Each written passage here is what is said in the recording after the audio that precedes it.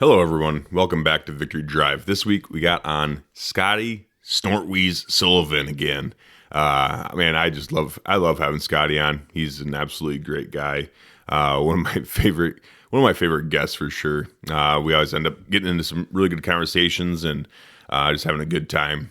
This week we talked quite a bit about upcoming whitetail season, what we're doing to get ready for that, and like as far as food plot goes, shooting our bows, doing that kind of thing. And also some shooting some gun stuff and everything else, just kind of really getting kind of ready for season to get kicked off. Like it's fucking, what is it? It's late August now, we'll say. And it's getting pretty close. I go to Africa really soon and I'm really excited to go to Africa and get back, but man, season is upon us, so it's time to kind of get that rolling and get in the zone, get in the whitetail zone real soon here. So we're just kind of talking about preseason stuff and food plotting and all that season prep. So we're getting into that time of year. Very excited about it, and just wanted to sit down and talk to Scottie some more about it. So on to the partners of Victory Drive. The podcast is brought to you by Grizzly Coolers. Grizzly Coolers, they are the leaders of the hard-sided cooler game, and they also have really good soft-sided coolers, some excellent drinkware, and magnificent hunting blinds if you're into that kind of thing. Check out Grizzly Coolers if you want high-quality coolers, grizzly-proof coolers, and coolers that are going to keep your shit cold, real cold for an extended period of time. So check out Grizzly Coolers if you guys are in the market for any new coolers or products from them. Use code WCB for 15% off. And Black Ovis. Black Ovis is your one-stop shop for all your outdoor needs. They've really got everything from, an arrow ID builder to boots to tents to jet boils, all sorts of stuff. Everything you need for the outdoors, Black Ovis has got your back. And they've always got some really good deals going on. And you can use code VICTORY at checkout to save some coin at Black Ovis. And Huntworth just came out with a new camo pattern, Vertec, and it looks fresh, real fresh. So check out Huntworth gear if you're in the market for any new hunting camo or hunting clothing. They also have some really good solid color pant options. If you want solid colors, they've got some of that, and they've also their new Vertec camo. That is all the craze right now. That's a big thing coming out. They just dropped not too long ago.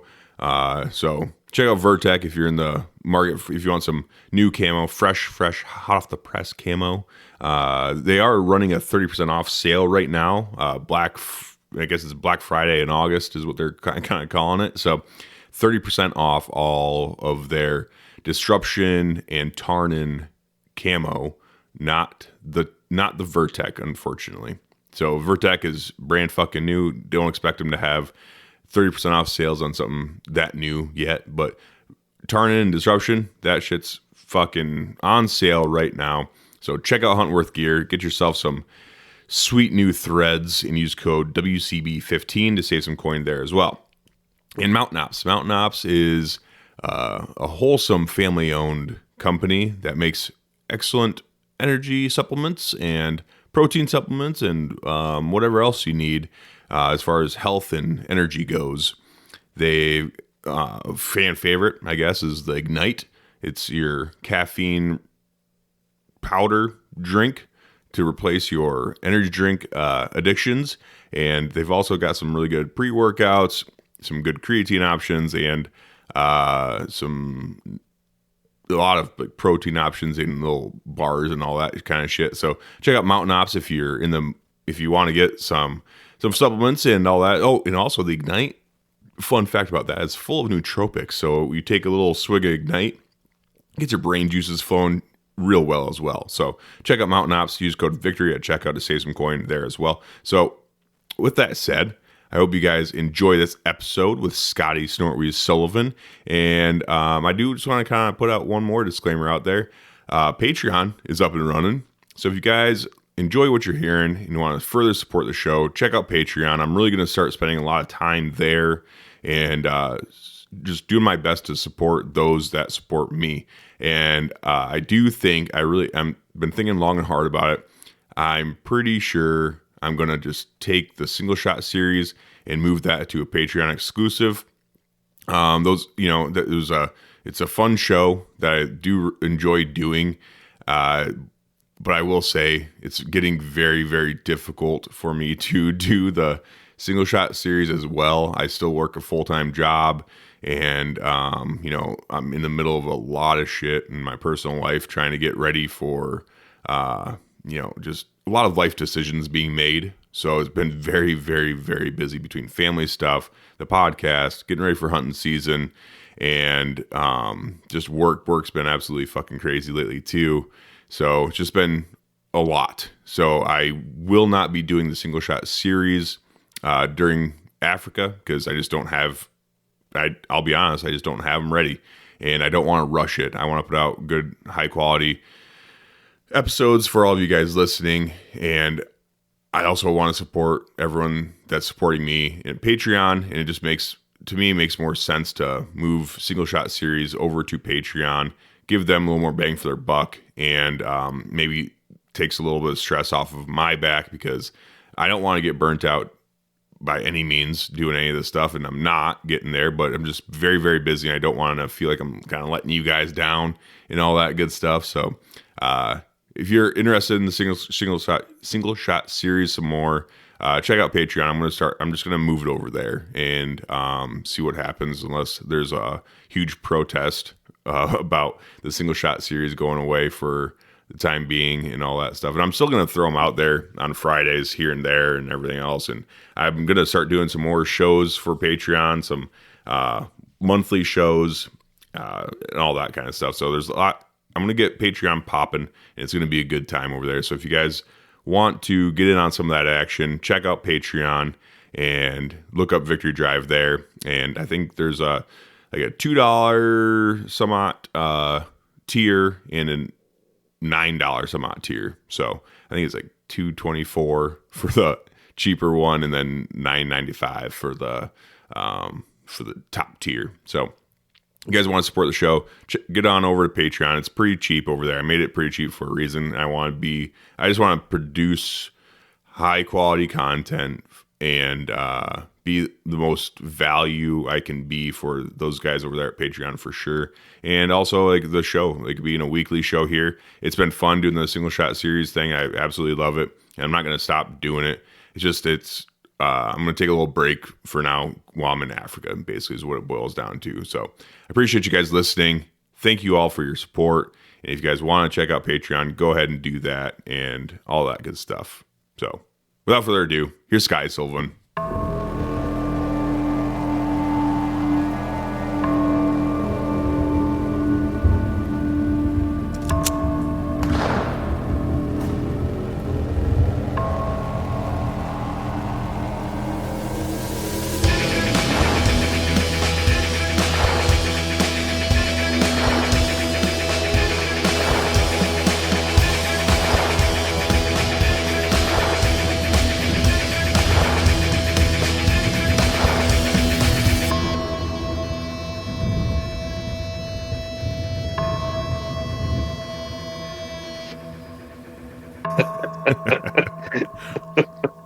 Dude, so Scottie, fucking A, glad to have you back, buddy.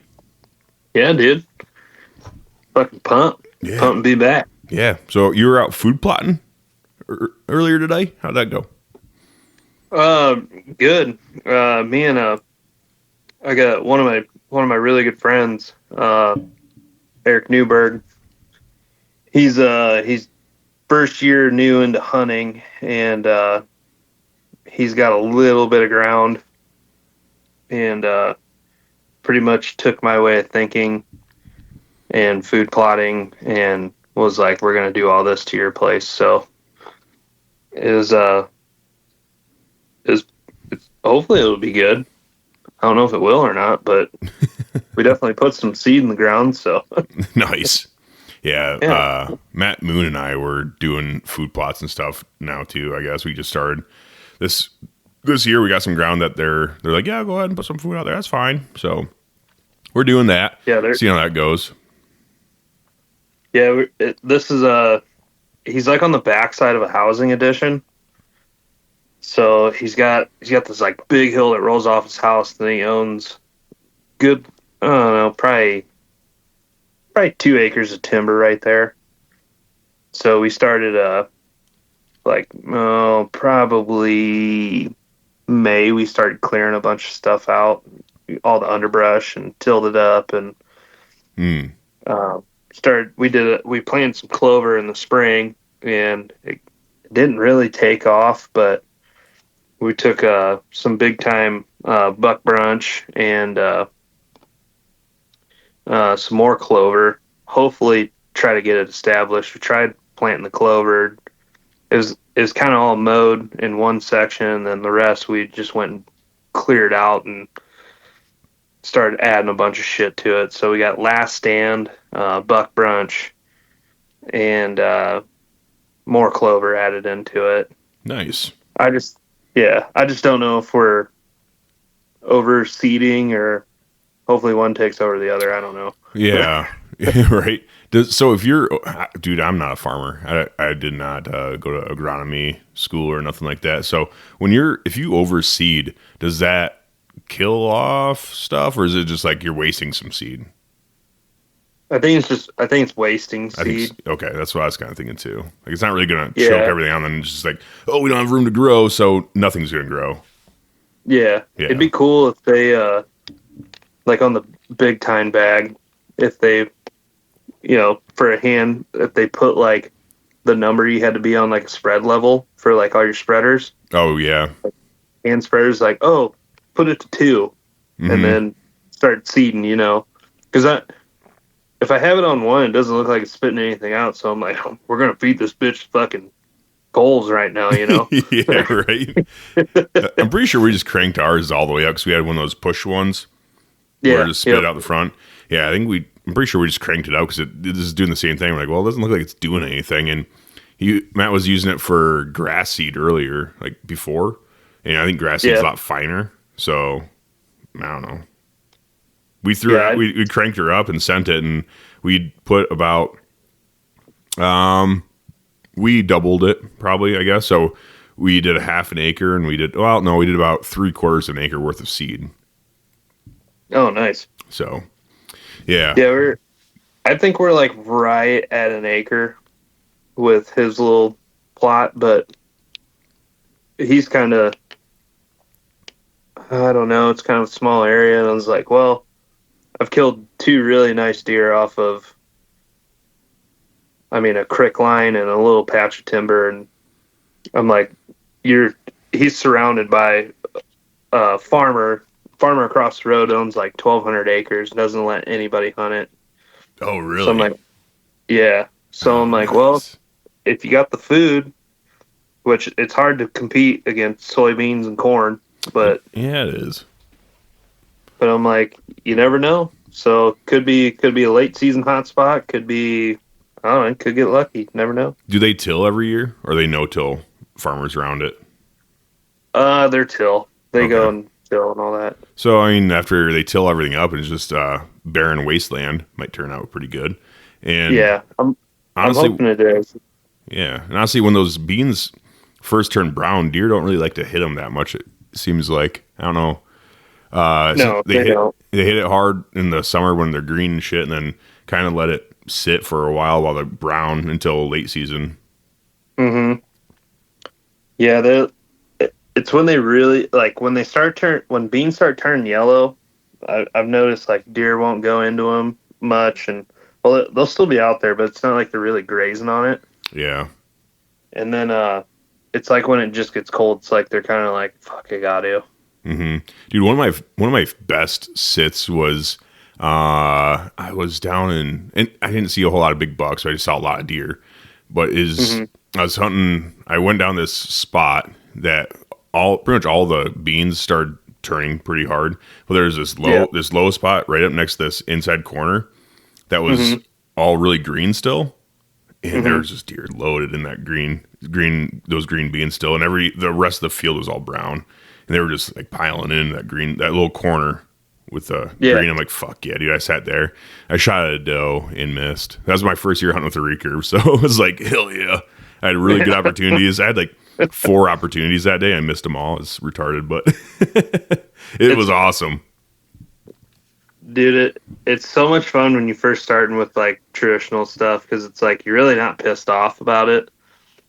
Like if I missed a doe at the compound, I'd be fucking probably pretty pissed. Oh yeah, dude. I beat myself up. I'm like, you fucking idiot. You suck. What are you doing? Yeah. But it's like you get trad stuff in your hand. It's just, I don't know. I spent about 4 years missing deer. It was the 4th year. I was like, all right, I'm kind of fucking over this. It's pissing me off again. Yeah.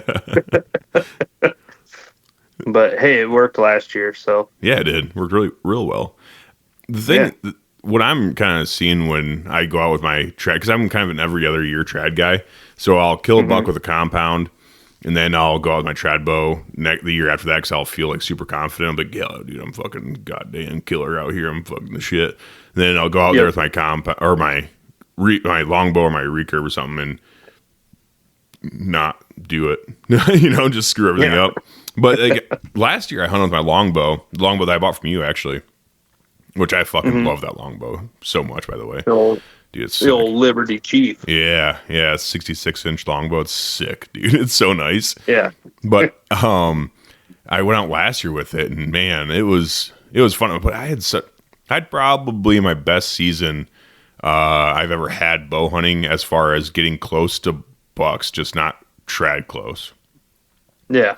So I learned a lot, and I hunted the whole season, and I did learn a shit ton. And I did have, I had 2 of the biggest deer my entire life I've ever seen within bow range last year, just not within longbow range. So that's pretty cool. One was like a probably upper 150s, and the other one was probably, he looked like he's probably mid 60s or better or something like that. But and for my part of Iowa, that's pretty goddamn nice deer, dude. So it's nice deer anywhere, but especially my part of Iowa, it's pretty damn nice. Heck yeah. But just couldn't get him done. Couldn't get it done. I did actually snort Wheeze that bigger buck in. I was up there too. I was sitting in the stand with I was just sitting there, and it was getting close to end of shooting light, and then I see him walk by in front of me, like just out, like, pretty far outside of range. I'm like, oh fuck! So I grabbed my bow and I was ready and stuff, and I thought he was gonna jut in the woods because he's just on the edge of the woods. Yeah. And he walked by me, and I was watching. I'm like, fuck! I'm like, he's gonna walk out of my life. So then I saw him get down like just over the this little, what do you call them? I guess not washout, but not ravine, not just basically a little washout. Basically, he just popped up down underneath there, and I friggin' was like, damn, I gotta summon the glory of Scottie here, and I gave him a little. And then I saw his rack. I couldn't see his body, but I could see his rack. And I see it stop and like look around. And then he came right back in. And he actually got within longbow range, but he was quartering 2 really hard. And I just didn't want to take that shot on, potentially my first buck with trad gear. I didn't want to take like that hard of a quartering 2 shot. Like, he was really hard quartering 2, and he's like, oh, I think he was probably just inside 20 yards, probably 15 to 18 yards or so, and just really hard quartering 2. And then he just didn't see what he wanted. And actually what did help me is a little buck did come in too, but from the opposite side. So I was in between these 2 bucks, but then he saw that little buck, and he was like, he started rubbing a tree right in front of me, and that little buck just sat there and watched him for a little bit, and then like walked kind of away from him. And then that big buck just turned around and walked back away. He's like, oh, okay, I guess he didn't want to fuck, and he didn't want to fight, I guess. So then he just walked back out of my life. I'm like, damn it, that sucked. But hopefully, I don't think he got killed last year, so we'll see what happens this year. Heck yeah. I had kind of a similar scenario last year it was a buck I named Curtis. Big 8. Makes sense. But instead of snort Wheeze, I rattled him in, and he caught me dead to rights with 2 antlers in my hands. Oh no. And so there's like a scrape line behind me, and he walked straight down that scrape line. Well, I didn't see it, but there was a doe kind of bedded about 30 yards from me. And he walked over, kicked her up, and there was a little spike coming through this like sapling thicket. And he stared at him, and I was like, please walk towards me. I need this little bastard to walk towards me, bring him back in. And that little spike was like, hell no, dude. Like, I ain't fucking with you. I'm sorry. That wasn't me. That was like, just leave me alone. You think these things on my head can make that sound? Wasn't me, dude. I swear to God, it was not me. Oh, dude, but that 8 was like ears pinned back, like, hunched over, kind of stomping towards them. Oh, no. Oh, yeah, that little spike was like, nope, just whipped right back around on the same trail and just started walking backwards. Oh, my gosh. How big was he, you think? He was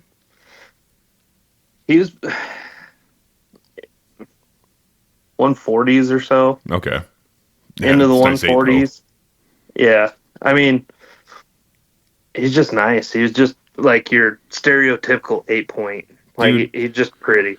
I'm not that good of a hunter to be, or that picky of a hunter, I should say, to be like poo-pooing on fucking 140 class deer, especially 140-inch 8-pointers. Well, he stopped. He was at like 32 yards, and I'm just not comfortable enough taking that long a shot with a recurve. Mm-hmm. So like, if I had a compound, like, I probably could have got a shot off, but I don't know. Like, the traditional stuff, it kind of makes you more patient, just because if you're not confident in shot, you're not going to take it. So yeah, if it was compound, I probably would have taken a shot at him, but it was just, I don't know. Like, I'm not picky on really any deer size at all. Like, if it gets me all riled up, I fucking want to kill it. Oh, dude, me too. Absolutely. Especially with like, trad equipment. It's like, I feel like with trad equipment, you're kind of, I don't know, like, I feel like a kid again, kind of, in a sense, where it's like, I don't know, it's just, I'm having trouble explaining this, but it almost feels like a kid again, where it's just like that exciting. Does that make sense? Mm-hmm. And like nothing, it's not really about, it's less about like, I guess, antlers and stuff, and more about, just going out there and seeing what happens kind of thing, and not being picky and being like, I'm going to shoot the first cool thing that gets me excited kind of deal. And, it's like, the more you do it, it's going to change with time, just like everything else, but it's just, it's just cool. And, it's like, I feel, now correct me or if I'm wrong, or if maybe I'm talking my ass here, but do you think, because you talk to a lot of bow hunters, do you think that compound hunters force the shots more than like trad guys would? From personal experience, yes. Okay. If anything, traditional will teach you how to get closer to target bucks. And like, that was one thing when I went to traditional archery was, I gotta be closer. So like, figuring out, with a compound, you're kind of, 20, 30 yard range, kind of hang around, you can be close to an area where you say you're on a target buck that you're after. You can be close to, you could run the outside lines of kind of that target area you want to be in. But like traditional, it's like, I want to be 20 yards and in. So like,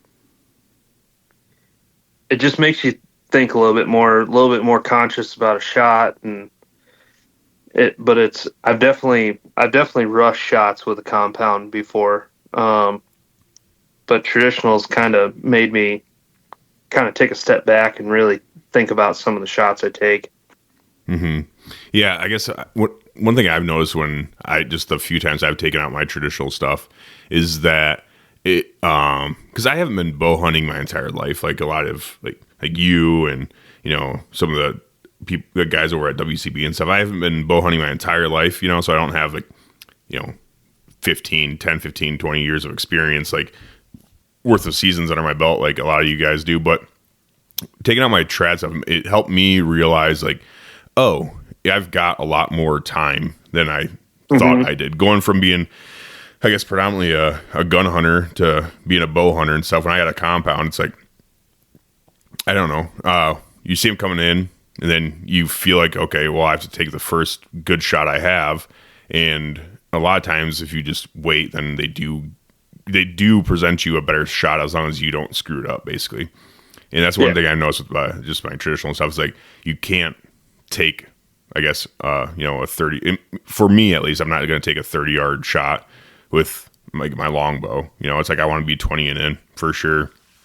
Yeah. And it just kind of taught me like a lot about like, okay, if you just wait and be patient, like you said, then you're going to get a better presentation, or they're going to come in closer, or it's just not going to work out, and that's okay too. It's okay if the animals win every once in a while. It's okay as long as you're not forcing shots and doing all that crazy stuff. I kind of relate it to like snap shooting with traditional archery. Like you get back, you'll draw back, and the moment you hit your anchor point, you just let the arrow go.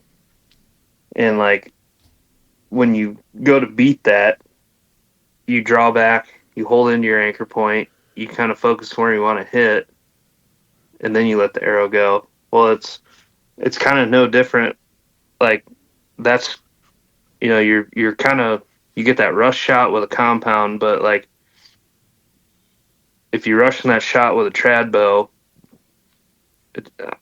it's just, I don't know. It accentuates your mistakes a little bit. Yeah, it's like traditional has just taught me more to be a little bit, calmer with something. Watch the whole scenario. And I mean, sometimes you might get a shot and you might not. Yeah, that's one thing. Yeah, I mean that's true. I don't know if that made any sense or not. Yeah, I think so. I think I kind of deciphered a little bit here. So, I get what you're saying. Where, like for me, going from like probably a gun background, I guess.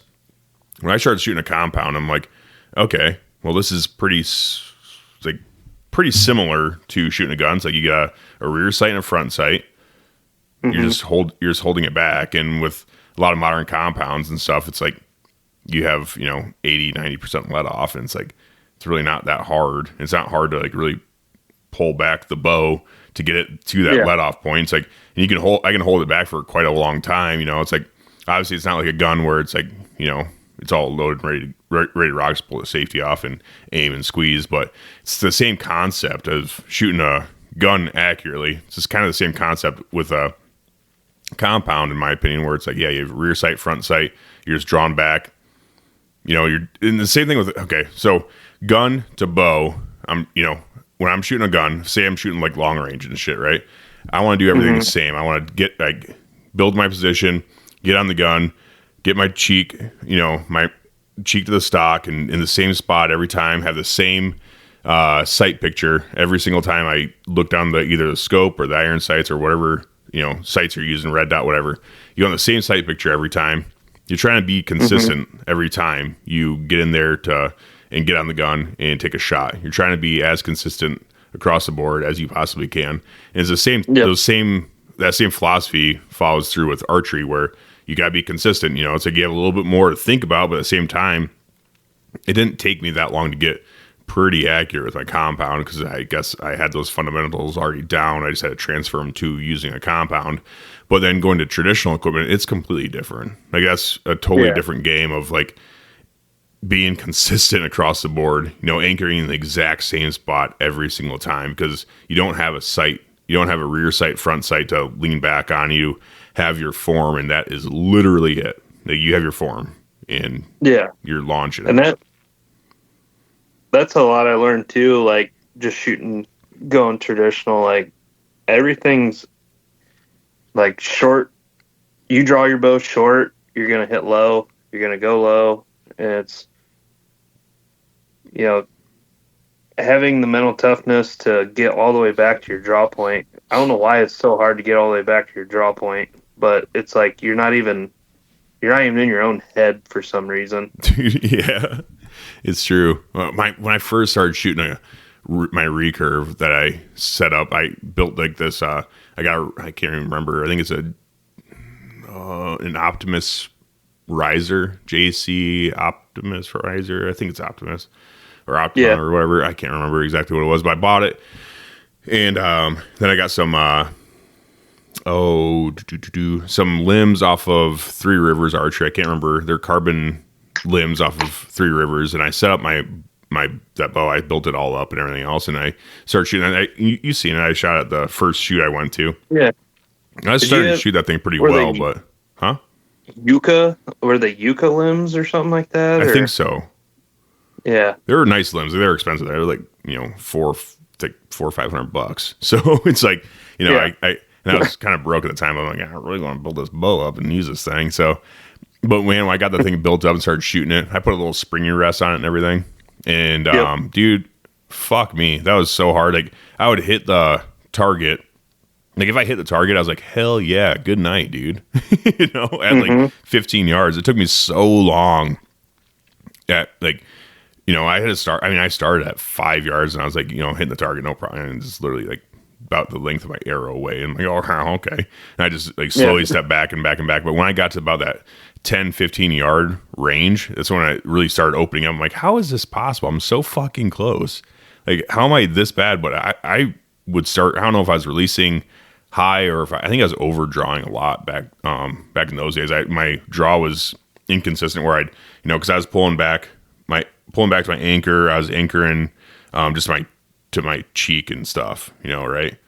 And then I would like, my cheek is really flexible and like squishy. Like I have big cheeks. So I'd bring it back to the corner of my lip and my cheek kind of thing. I'd kind of hold it like this because I'm shooting 3 under. And I'd kind of like bring my thumb back and it'd be kind of towards the back of my jaw. But I really focus my pointer finger on the corner of my lip. Like, I don't know, like a lot of people said.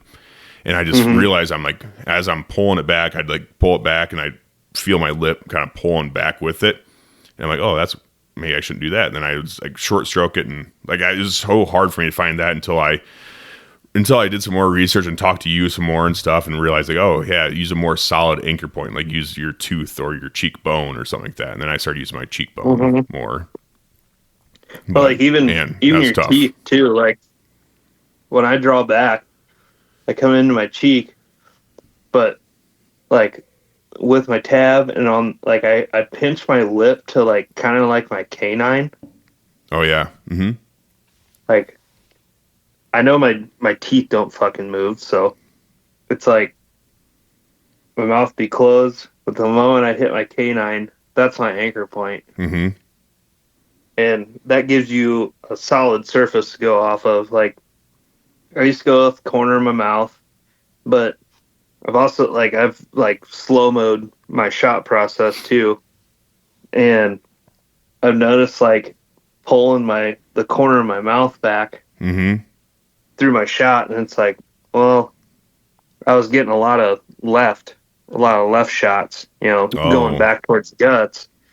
And it's probably because my shoulders are squeezing together, but my chest is expanding, and I'm the natural movement of that, when you release, your bow hand is gonna naturally shove left. Yep. So like instead of trying to expand all the way across, I hit a certain point, and then I, like Brady Ellison said it best, is a hot knife through butter. So you think of that string as like a hot knife just rolling through your fingers. So I get to my point, and then pretty much my fingers kind of pull through that shot instead of my shoulders. I mean, it's shoulders and fingers, but it's just, I don't know, that shot goes off, and it like my pointer finger is still kind of on my canine, but I don't know, I get a better release that way. Yeah, I see what you're saying. So I started pulling all the way back, and this helped me because I shoot, like I said, I shoot 3 under. I did split finger for quite a while. Then I went back to 3 under, and I kind of went back and forth, and now I'm pretty much settled on 3 under. I was shooting really good last year, like with 3 under, but I started anchoring at my cheekbone. Yep. So I'd come all the way back to my cheekbone. I'd just push like the front part of my cheekbone, but then that would also bring that arrow, like knock, basically to my eye. So I wouldn't really look down the shaft, and I wasn't really gap shooting like that, but it just kind of helped keep everything in line. So I have a really, I guess, high anchor point, but it would bring that arrow up so close to my eye where it just made everything feel like it's more in line than when I was pulling back, and like pull kind of deal. And I'm just really, what I'm focused mostly on is, focusing on the target and then keep my bow arm straight so it doesn't like move around like you were saying, and just focusing on keep my bow arm straight, then just pulling through the shot and just pulling back. Cause I'm not really, when I hit my anchor point, I'm not really pulling it back anymore. I'm just like pulling it, like you said, the string through my fingers at that point once I hit that anchor point. Yep. Like that helped out a lot. I tried a couple different like anchoring styles. I couldn't do split finger. It was just like super weird, and it almost made like the arrow look like it was like kicked up. Like on the release. Everybody's just so different. Like there's no just one way to shoot traditional archery. Yeah. Like everybody's just so different. Like I tried watching videos how to shoot and all that, and it honestly just takes time to figure out what you're actually comfortable with. Mm-hmm. And like I used to tie a knock point for like a 25-yard fixed crawl. So instead of fingers all the way up against the arrow, I'd drop my pointer finger below the arrow probably, quarter to a half inch below, and I'd draw there. Mm-hmm. But it would bring that arrow closer up to my eye. Mm-hmm. And I used to shoot that way. Well, that would give me like a 25-yard point on or so with, my shooting process. But then you have to, did you have to change your tiller on your bows or anything like that then either? Or did I get a bow that's tillered for that shooting that way? You can. ILF bows you can set them up for that. Like a lot of guys that shoot like bare bone stuff, they're shooting ILF rigs. I don't know for like tournament stuff if you're allowed to shoot a fixed crawl or not, but I know with the ILF rig, it was easier to achieve that to mess with like the tillering of the bow. Mm-hmm. Like regular wooden bows, you could, but you have to get them made though, like that.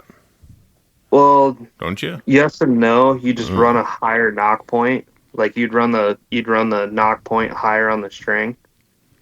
But I thought it had something to do with like the way the riser was in correlation to like where you're pulling it at the string, because you're not really pulling it at the middle of the string anymore. You're pulling it lower, so it's putting more pressure on the lower limb, so that's like snapping. So it'd be like snapping forward differently rather than all at once. Like a wooden bow would be like if I'm pulling lower, the top limb, you'd have to take more out of the top limb to advance it to the timing of the bottom limb to make everything in sync. Otherwise, you're pulling more poundage or you're pulling more weight on the bottom limb than the top limb.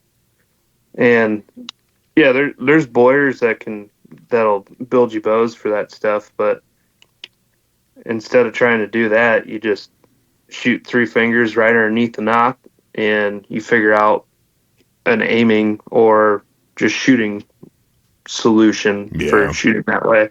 Yep, that's kind of what I did too. It's like I just kind of kept shooting until it was accurate, I guess. Just kept changing it up over and over and over until it worked, and then I'm like, okay, cool. And with that Chief, it's like, I'm shooting 3 under, and like a high release, like I said, and it's freaking pretty spot on.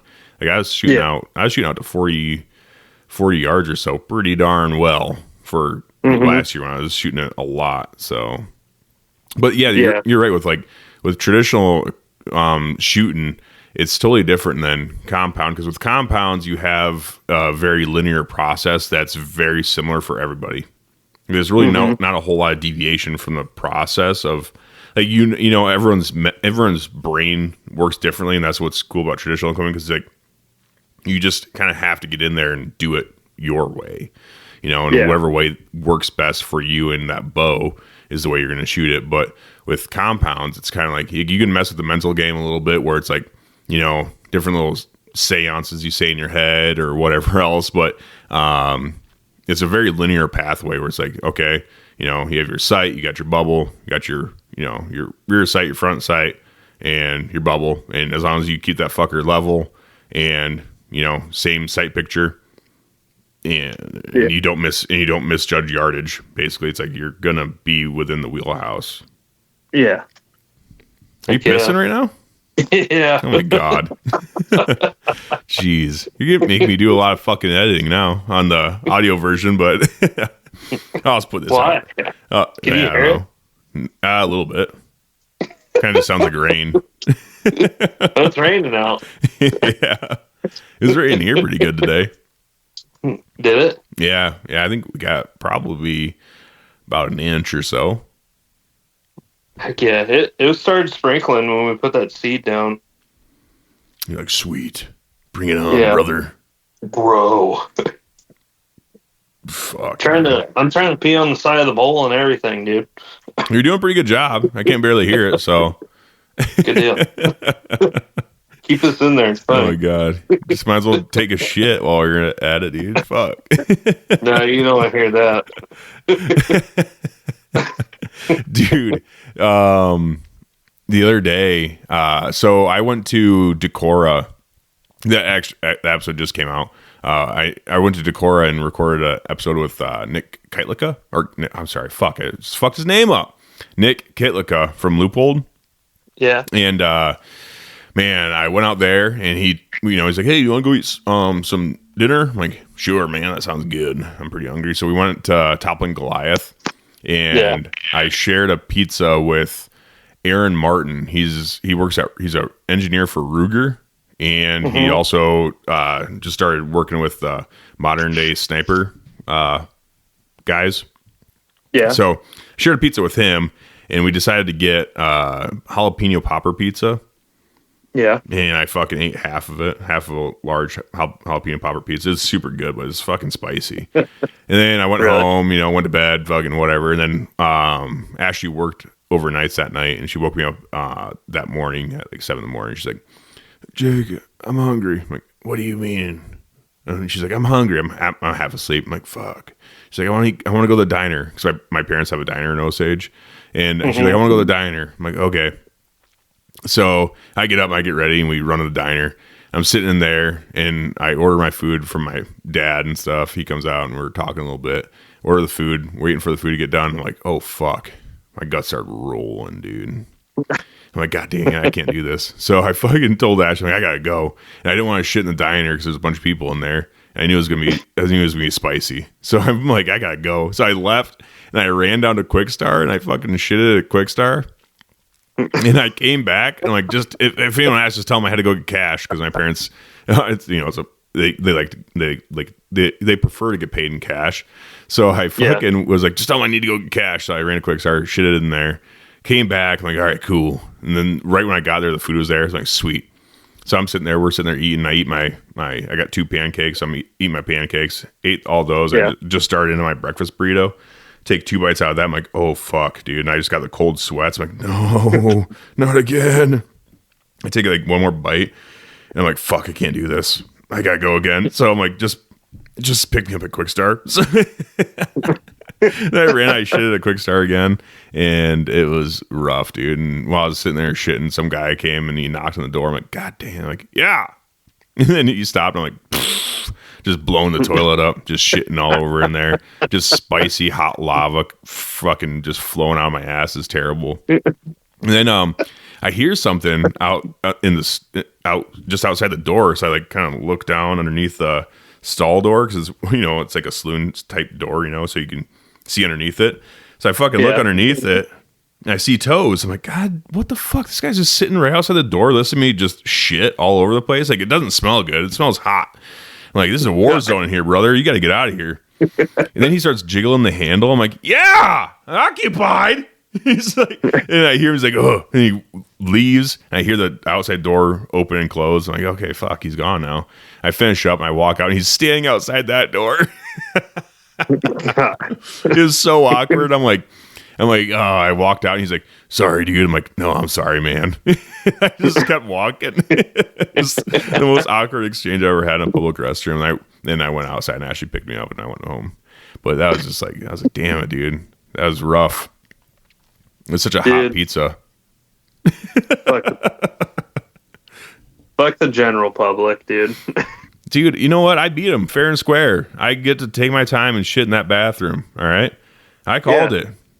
All right? Leave me alone, dude. I understand his pain because he had to go. He had to go.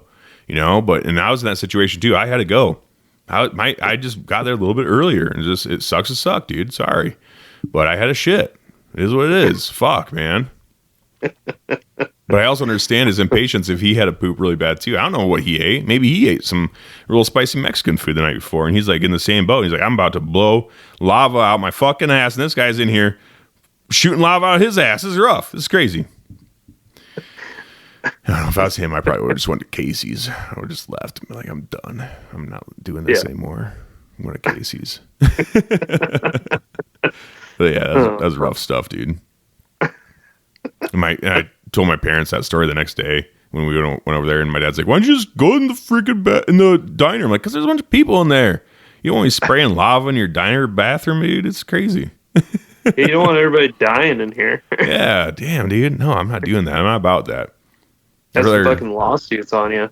I know.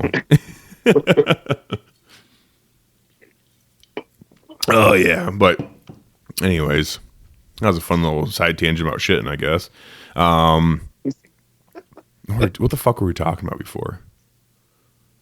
Fucking shooting deer. Yeah. Well, I'm excited to shoot some deer this year, hopefully. I'm taking my compound. Oh, yeah, I was talking about, like, a linear... I think I pretty much finished my point on that. It's like there's a very linear process to shooting a compound bow that's very similar for everybody, and it's just not the same for traditional equipment, I've realized. So I will say, it's like, anybody wants to dive into traditional archery, I feel like it'll make you a better archer. Oh, yeah, dude. 100%. Like, just, I feel like if I went out with a compound now, it's like, everything's dead. Dude. Just getting, like, figuring out how to get closer, and I don't, like, it just, I feel like it would help me out, like, tenfold. Mm-hmm. I'm telling you, I feel like when I switch from shooting my longbow a lot and hunting with it and then switching back to compound, it's like, dude, I'm shooting a fucking gun, it feels like. Mm-hmm. Like, it's not that obviously not that drastic. I'm not shooting, 400 or 500 yards with the compound, obviously, but it feels kind of like that. Like, I get the same feeling that when gun season's, jeez, oh, Pete's fuck. When gun season starts, I walk out there, I grab my gun, I'm like, dude, it's time. I'm killing shit. Like, gun season almost feels like it's careless. Like, yeah, I shot a doe last year off the ground, had my muzzleloader and a tripod, and there's one of the farms I hunt's got this like giant oak right on the field edge. Wait, what? And what's that? A giant oak? Yeah, like a giant oak tree. I thought you said giant elk for a second there. I'm like, what? Oh, no. Okay, all right. It's giant oak. But it's low cut enough, like the trunk is split way lower, and I'm like 5'8". So I can stand directly behind this tree and just watch the whole field. Mm-hmm. And I just have my muzzleloader off to the side and a tripod. And I don't know. It's just, they walked out in the field. I stepped right around the edge of the tree, cocked back the muzzleloader, and fucking dusted a doe. It was just like, that's fucking sick. Yeah. Dude, it's just a totally different type of hunting. That's why I just refuse to compare the two. Like it's not fair to No, gun hunting. it's Not fair to gun hunting. It's not fair to bow hunting to compare the two. It's just not the same. And plus, in Iowa, I don't have to choose. Like I can't bow hunt during gun season. So, and also during late season, I can bow hunt then. But why the fuck would I bow hunt when I can use a muzzleloader? Is my thought process on it. It's like I'm not that much of a Puritan where I'm going to be like, yeah, fucking bow or nothing, motherfucker. It's like, dude, I can shoot a deer and it's gonna die, with a muzzleloader at 30 yards or 150 yards. So it's like I'm just gonna take my muzzleloader, and fucking dust one if I can, So, dude, shooting a muzzleloader is so much fun. It's different. It is. It's the gun cost me like $250, and I killed deer with it. And they're accurate too, dude. They are. Like I shot my doe at 210 yards last year. What kind of muzzleloader? It's a CVA Wolf. That's what I got. Dude, it's fucking awesome. Are you using a Conus scope? The one that did you buy the combo pack? No, I put a $120 Vortex scope on it. Oh, like a Crossfire or something. Yeah. Yeah. And dude, it works great. I don't know. It's just fun to go out during gun season. I think so. I like gun season a lot, honestly. It's just different. It's like usually I'm out there hunting with either my buddies or with Matt, It's like during bow season it's so much more solitary, which I like that too. But you're hunting by yourself, And with gun season you get to go out with your bros and have a good time. And honestly, okay, so hear me out with this. I've been thinking about this for a while now. It's like, okay, so bow hunting is starting to get pretty popular, right? Oh yeah. I'm going to say something I don't fully believe. I'm going to pull a Kurt on you on this one and say that bow hunting is I'm just going to say it. Bow hunting is kind of detrimental to the traditional style of like hunt camp or something like that, where it's like bow hunters require a lot of acreage, in order to be successful. Gun hunters can utilize the same amount of acreage and get more people on it and have a good time. Does that make sense? So you can get more people in the field having fun hunting during gun season than you can during bow season, because bow hunters are like, okay, I need, whatever you think you need, whether it's, 100 acres, 40 acres, 2 acres, 3,000 acres. It's like bow hunters kind of get a little bit greedy when it comes to land, I feel like. Oh yeah. And with gun season, it's not that case as much. It's much more like, let's get the group together and let's go hunting. And they can hunt the same acreage and have a good time with more people, getting more people into the lifestyle, I guess, if you will. And bow hunting I feel like during like bow hunters, they're like, oh, I got the set way to go in, and somebody's disrupting the certain way I walk into a farm and do all this, like that. That mentality of it. The moment you got a gun in your hands, it's like, I don't give a flying fuck where the wind's going. Nothing. Well, we still care about the wind, but when we do deer, I feel like it's that mentality. It's like, I got a gun. I'm killing, dude. Yeah, me and 10 homies are on 4 acres. Yeah, we're killing, dude. We're just gonna surround them. Fucking, we're gonna utilize siege tactics. We're gonna surround them until they can't go anywhere without hitting someone with a gun. Yeah, it's that like shooting fish out of a barrel mentality, kind of. Well, you try to set up blockades and whatnot and everything else, and it's like, you're trying to cut off the escape routes. But bow hunters are doing the same thing, trying to ambush them and everything else. Just gun hunters tend to be a little bit like different tactics, where it's like, okay, we're gonna set up some blockers over here, or spotter or standers or whatever the fuck you want to call them. We always called them, I guess. What do we call them? What the fuck did we call them? I can't remember what we called them when I was growing up. Now we had pushers and sitters. Blockers. There you go. Yeah, we just call them sitters. Like, you go sit over there. We're gonna push over here. But yeah, you try to set up on the escape corridors and try to push them in. But I learned that tactic. So like, I think THP, they were doing videos on it during their gun season when they were doing deer drives. They would do wind bumps, so they had to get the wind at their back and go push and get the deer to smell them first without just run through there and, like, the old school tactics of clanking pots and pans together to get them on their feet. It's like, they try to bump them softly, so then they wouldn't be running full tilt in front of the posters or sitters or whatever, and they just kind of like walking off or like maybe trotting off. But my dad and I, because we hunted with a small group, we utilized that tactic. When I was a child, my dad was like, he'd be out there smoking cigarettes. He's like, yeah, it gets the deer moving. I put the wind at my back. They smell me and the cigarettes coming in hot, and then they fucking trot off, and you get a good shot. Like, yeah, dope. So we started, we were doing that when we were kids, and my dad always had a cigarette in his mouth. He's your stereotypical fucking gun hunter, dude. He had his insulated orange vest, blue jeans, fucking work boots, cigarette hanging out of his mouth, and fucking Mossberg 500. Yeah. It was awesome. One thing from pushing deer that can really help you during bow season too is when you go to push deer and you have sitters and you have line of guys walking through woods or something.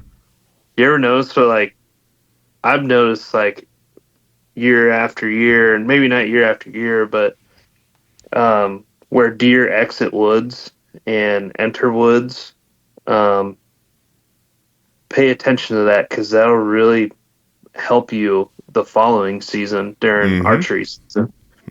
It's natural funnels. It's almost pinpointing funnels to where they leave a bedding area, or it helps a lot.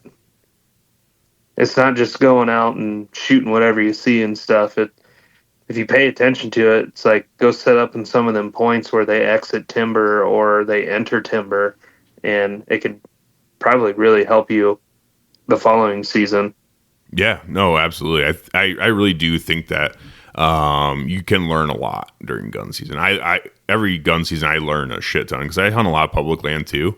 And Matt and I will go. So we started going out during late season just because there's a little bit less pressure, and we don't have a group necessarily to hunt with and stuff.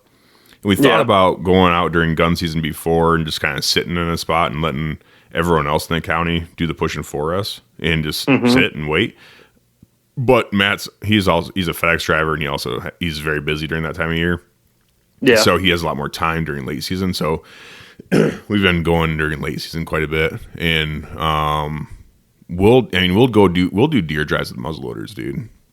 Like we don't, but we do it so carefully because we can't shoot them on the run. If we can't go in there banging pots and pans together and fucking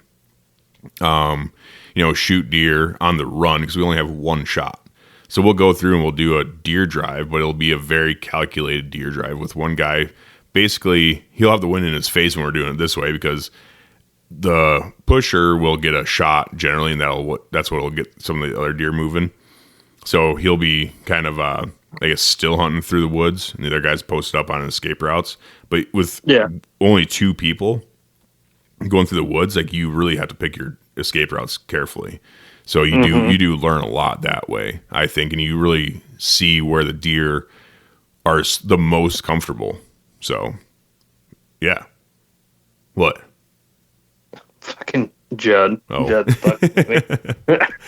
Old Judd.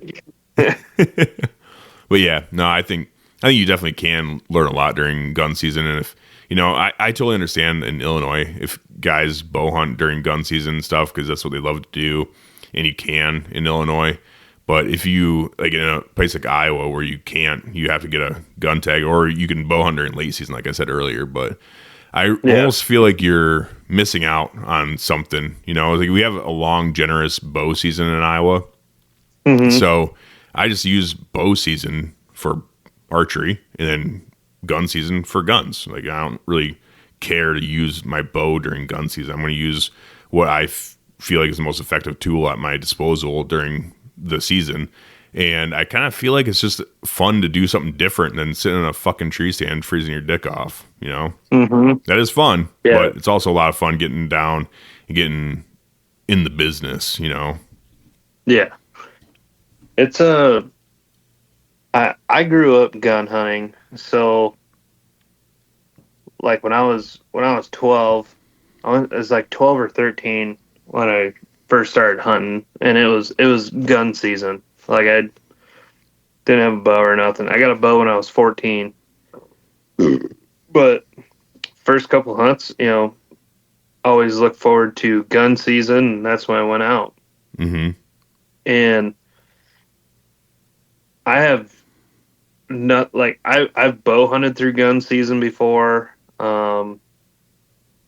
It's just fun to take a damn gun out. It's like shooting turkeys in the face. Yeah. Like people want to bow hunt turkeys and, the bow hunter aspect of it, but it's like at the end of the day, it's fun grabbing a fucking shotgun and shooting a goddamn turkey in the face. Yeah, it is. It's no different with deer hunting either. Like, I mean, some people grew up with, they didn't get into gun hunting or nothing like that. They know bow hunting, so it's like I can see both sides of it. But I grew up gun hunting, and I love it. It's fun. Mm-hmm. It's a lot of fun. And most of the time, it almost turns into like a spot and stalk with a gun. Yeah. Like, I very rarely anymore like sit around. Besides last year, I sat behind that tree, but I was on the ground. I mean, Mm-hmm. every other time when I was younger, I was in a tree stand, doing this or that. It's like I just walked to a patch of timber and I'll sit behind this tree or something. This looks good, or I don't know. It's fun. It's a lot of fun. Mm-hmm. It is a lot of fun, and that's what I noticed too. Is a lot of times, I'll find myself during muzzleloader season, especially. Matt and I will spend a lot of time kind of just driving around and seeing where deer are at, because we have a longer season during late season. Yeah. And a lot of times, especially early when muzzleloader season kicks off, we'll do a lot of just driving around and seeing where deer are at and seeing where they're comfortable and seeing where we can hunt. Jesus. Oh, Pete's. Holy shit. The jalapeno fucking dude, beats it. Fuck, man. I don't know what's going on. I got a little frog in my throat, but I mean, I'll find myself we'll be doing almost like whitetail adrenaline shit where we'll be driving around looking for a deer and find something to go after and then just kind of try and do a spot and stalk on them. Yeah. And that's a lot of fun too. It's like, that's honestly, that's kind of I love doing that shit. I don't love just sitting a whole lot, but there is something fun about sitting and making the right decisions and having animals come basically to you. Mm-hmm. But man, it's a lot of fun going to them too. Yeah. Like archery time, it's fun. It's that chess match with a buck that you're after or something. It's trying to pinpoint where they're gonna be, mid-season or so. Trying to get them on that way. Being in a stand, being in a pinch point or field edge or wherever you see them. And then it's like gun season is just we'll try to find a certain deer and I try to get within 100 yards. Yeah. If I got a shot, and it's just different. It's just different. It's there's two mentalities to it. Like, yeah. You just have the bow side and you have the gun side, and it's just fun. It's fun turning one off and going to the other one. Yeah. Right. Exactly. Yeah. I love the bow hunting aspect and the chess match, like you said. I love doing that, especially when it works. You're like, holy shit, that was awesome. That was an awesome feeling. Yeah. But man, it's nice to change it up. It's a lot of fun, and also like during gun season, that's when I kill the most does. So I usually try to kill a shit ton of does during gun season because it's kind of chaos anyways a lot of times, so I'll try to get a lot of my meat during gun season. And I'm not a small guy. I require a substantial amount of feed throughout the year, so I try to shoot like 5, 6, at least 5 or 6 does every year to bring home, and that will generally last us close to the year, I guess, if we get a lot of ground. But I'd love to get like closer to 8 to 10 deer every year because I just don't have to worry about it. Then I'm 100% for sure gonna be good to go. I want to at the first year I want to do the carnivore diet. So I'm trying to kill like 3 to 5 deer this year. You need more than that. I killed just for me though. Yeah, dude, the carnivore diet, you eat a lot of meat, dude. I did that too for a month, and my meat storage went down substantially. So really, yeah, I mean, I was eating fucking like probably 4 or 5 pounds of deer a day. Holy shit! When I was on carnivore, dude, yeah, because for breakfast I would have. Yeah, during carnivore, a lot of times for breakfast, I would wake up, I'd go to the gym, I'd come back, and I'd eat like 6 eggs and a quarter pound of deer. And then I'd go to work, and I'd come home for lunch, and I'd eat damn near just a pound of ground deer a lot of times. And then for supper, a lot of times I'd, have another pound and a quarter of deer for supper. So, yeah, I mean, yeah, 4 or 5 pounds of deer a day generally is what I was eating when I was on carnivore, and I still lost like 25, almost 30 pounds. Yeah, I'd like to do it for a full year, so maybe I kill like 6 or 7 deer. Yeah, better be safe than sorry, dude. You don't want to. It gets expensive when you go out there and you're starting to buy a lot of beef. Then but I was supplementing on the weekends and stuff here and there. I was eating a lot of ribeyes too because you crave that fat when you're doing carnivore. Mm-hmm. You really want a lot of fat in your diet. So use just a metric fuck ton of butter. Like almost what you feel like if you feel like you have enough butter that you're cooking with, put like another dollop in there, and make sure it's real butter, not margarine. Margarine's gay. But like you're using a lot of butter. I was eating quite a few ribeyes too here and there. But I was also eating a lot of deer, and I just realized when I was eating a shit ton of deer, I wasn't getting near enough fat, so I was having to use a lot of butter, and it still wasn't quite enough. So like whenever I'd get like kind of sluggish feeling, I'd just pound a fucking 16-ounce ribeye, and I'd feel great, just getting all that fat. I thought about get one deer staked out, get the first deer staked out like normal cut from a butcher shop. And then the next one, turn it all ground, but add like beef or pork fat to it. Mm-hmm. And then I got a whole shitload of ground. Then the next one, do a normal like steak cut type deal. Just, vice versa. Mm-hmm. Every other one, do a bunch of ground with fat. And then do the next one, steak cut. Do the next one that way. Yeah. That's when I introduced Kurt to meat cereal. Because that's what I was eating a lot of. I just call it meat cereal, where it's like just ground beef in a bowl and just eat it like cereal. Yeah. But it's like, but with all my ground, I got it mixed with, I just got it with beef fat. So yeah, it was like 80-20 is what they were going for with beef fat to my deer ratio. Yeah. Mm-hmm. Yeah, but still wasn't quite enough. It's just you're replacing your carbs with fat and protein, so it's like you don't have a whole lot out like to deviate from. You just have to eat a lot more fat than you think you did, and you're gonna feel like shit for a little while, but then you just kind of keep going through it and just blow through that first couple weeks of feeling kind of groggy and shitty. And then I think the hardest part is gonna be like no sugar. That was rough, dude. Every day I walked in ice cream. Dude, I fucking love ice cream. I love ice cream. I love donuts. And every time I walked into Casey's, I'd see those raspberry flips in Casey's. I'm like, fuck, dude. Yeah. Flaky, icing, raspberry creamy. Oh. That's the first thing I ate after I was done with carnivore for the month. I'm like, the first thing I ate that was off of the carnivore was a raspberry flip from Casey's. Does it just taste like just exponentially great? Dude, I felt like I was on a desert island and I ate for the first time. I'm like, oh my God. It was so good. It was so good. Like, I was really hoping that after that month I would eat something really sugary like that and be like, no, I just can't do it anymore. It's too sugary, too sweet. No, it wasn't. It was perfect. It was so good. But I'm a fucking fat kid at heart, dude. Like, I fucking love sweets, and I have a sweet tooth. And when I took a break from all that, abstained from all that stuff for just a month, I'm like, dude, that fucking shit tasted it was so fucking good. So yeah, good. I want to do it again just so I can have that feeling back. A while.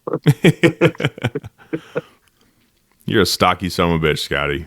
You'll be all right. I went over to a buddy's house tonight and traded him a tree stand for a rangefinder. And what the hell? What kind of tree stand? One of the Novixes I had. Dude, I could have done that for you. Fuck. Yeah. I would have taken that trade. His kid is probably, I don't know, probably 5 or so. And he's like, who's that fat guy? Oh, shit. I was like, all right, motherfucker. I'm Scotty. I'm going to beat your fucking ass, kid. Yeah. Not fat. I'm just a big guy. All right. I'm just big. All right. There's a lot going on under here you can't see. All right. So, just a short, big guy. Leave me alone. Yeah. Get out of here. All right. I could kill you. I could squish your head and pop it like a grape. So don't push me, buddy. Don't push me. It was pretty funny, though. That's funny. Dude, kids have no filter. It's great. No.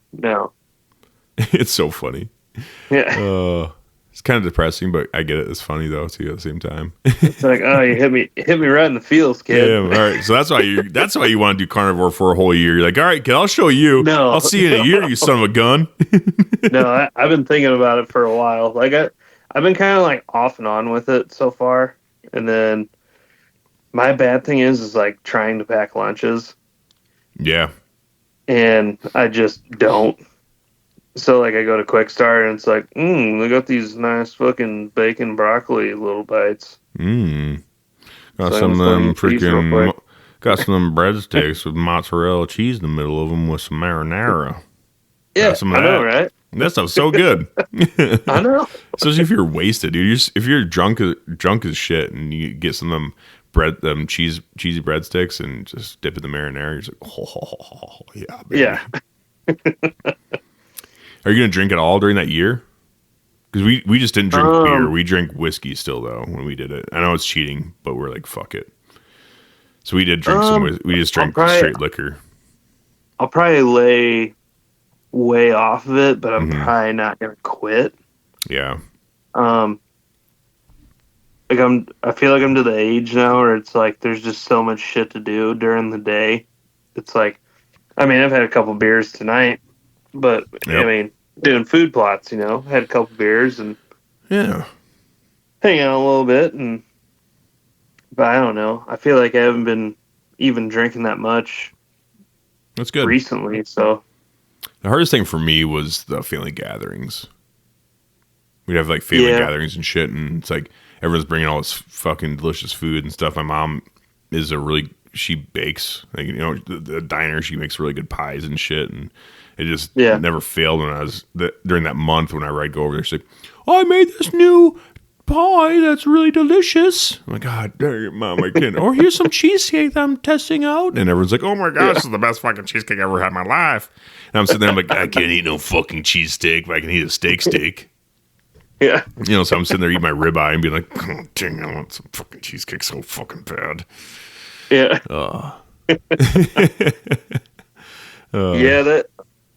That's why I said after the New Year I'm gonna do it.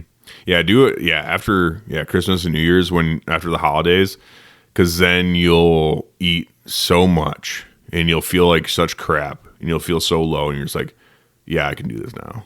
I'm just fed up with it. But just make sure you really go all out and eat everything, and then you'll just feel like a complete pile of shit and you're just like, yeah, okay, I can do this now.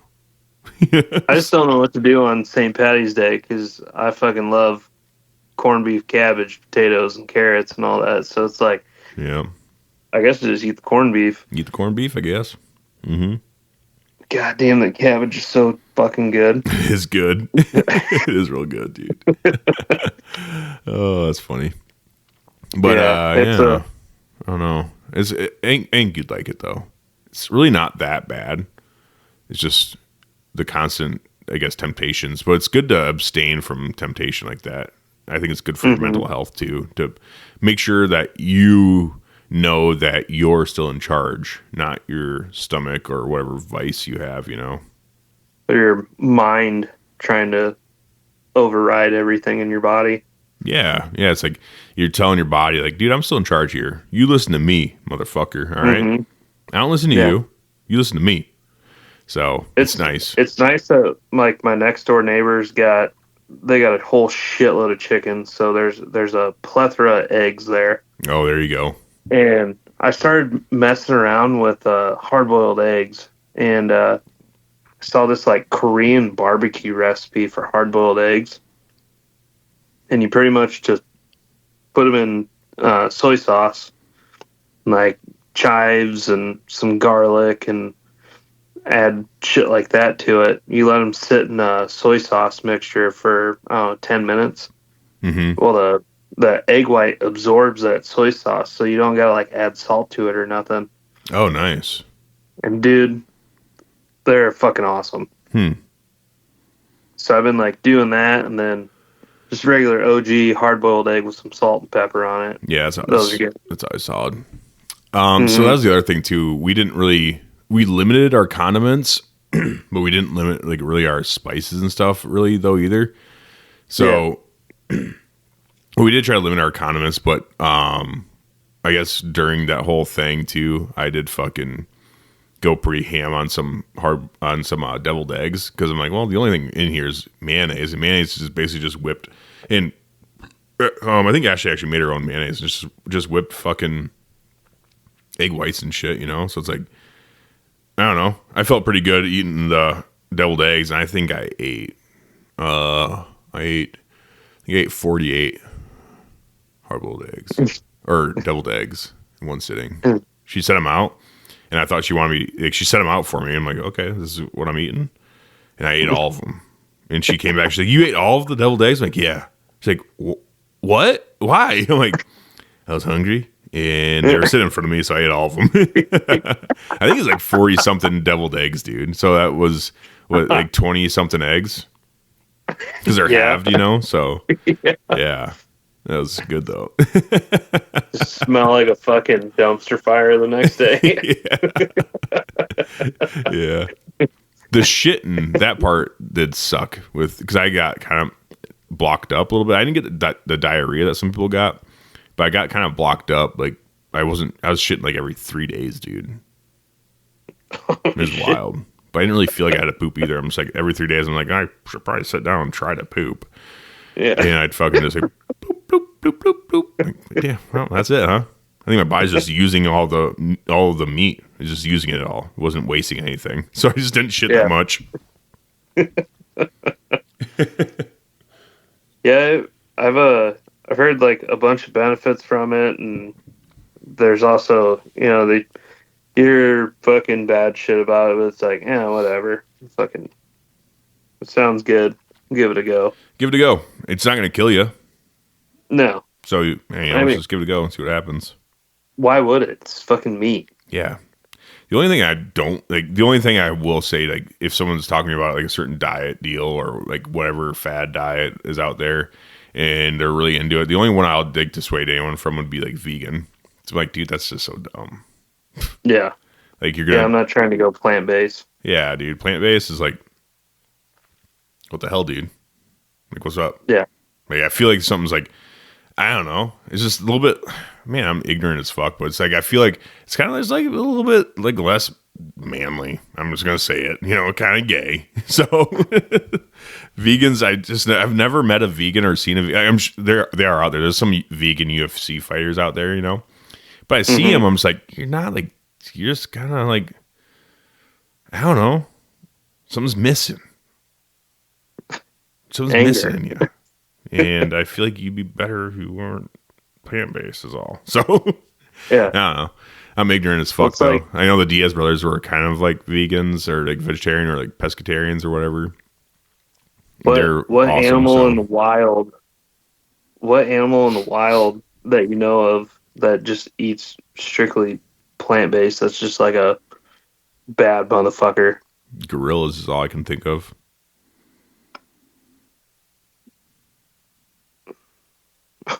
Yeah. Yeah. Well, they're not here, okay? All right, yeah, all right. Yeah. Besides them. Besides them, yeah, that's the only thing I can really think of, I guess. Like elephants, but like they're like it's like the badass plant eaters they're only badass because like they get really big somehow because like evolution and stuff or whatever. But it's like they're not like bears. No, you know, a bear versus a gorilla. I feel like a bear would win. Yeah, like a pissed off rabbit just like thumps his feet.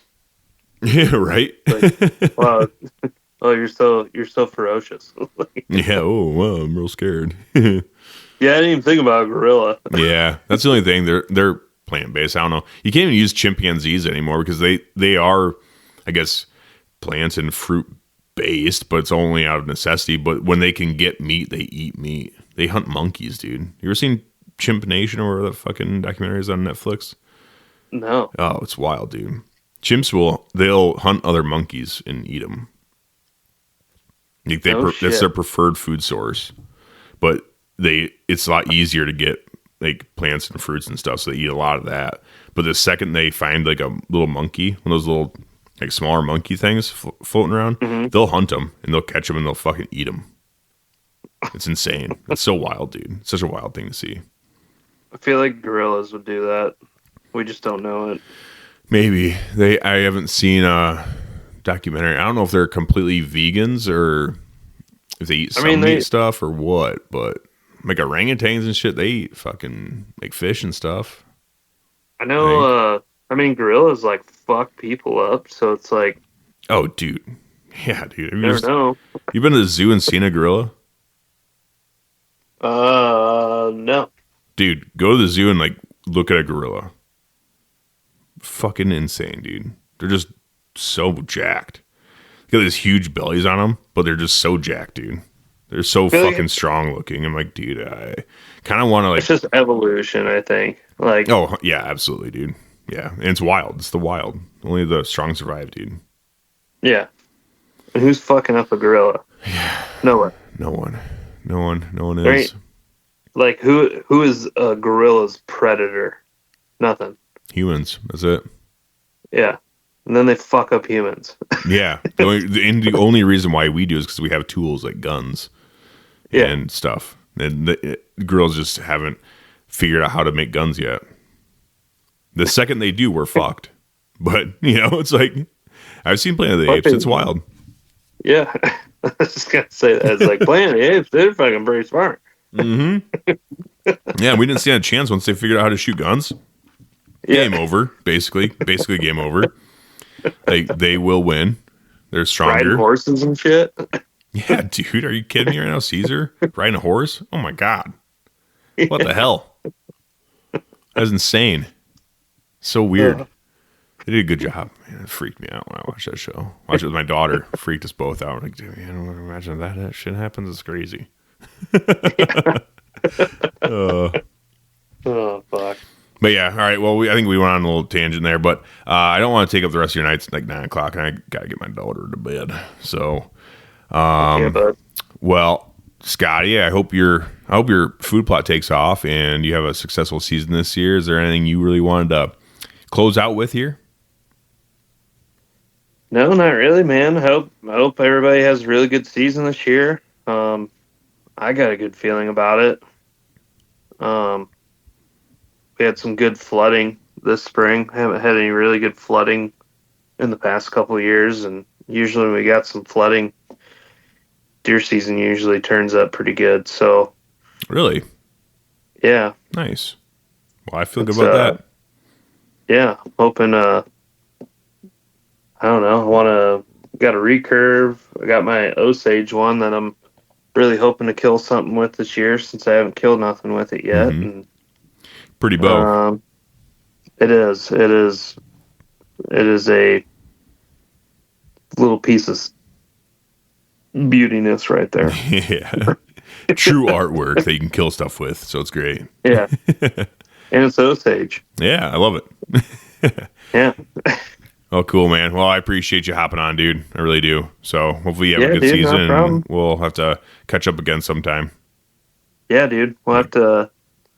Well, we got this coming summer. We need to go back to South Dakota. We need to kill some prairie dogs. I got that 22-250 of my grandpa's that I really want to take out there now.